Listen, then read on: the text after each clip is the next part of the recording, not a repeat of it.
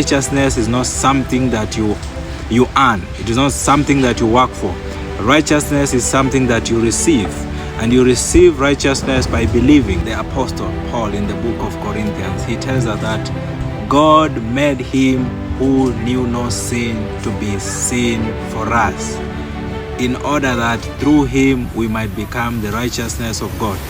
The word righteousness of God here, righteousness is not something that you earn. It is not something that you work for. Righteousness is something that you receive.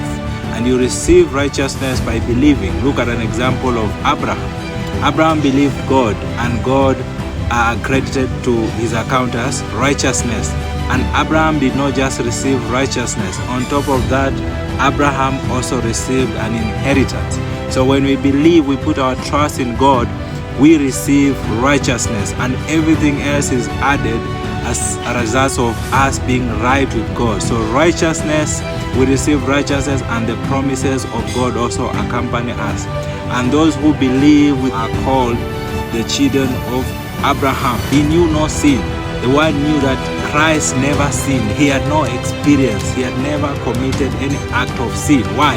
Because in the Old Testament, an offering that was supposed to be offered as a sin offering, there were instructions that were supposed to accompany the offerer.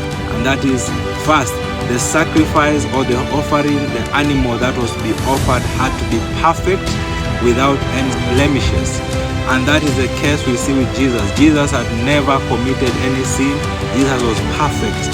And because of that, his sacrifice, which he offered himself, was accepted before God, and he atoned for our sins.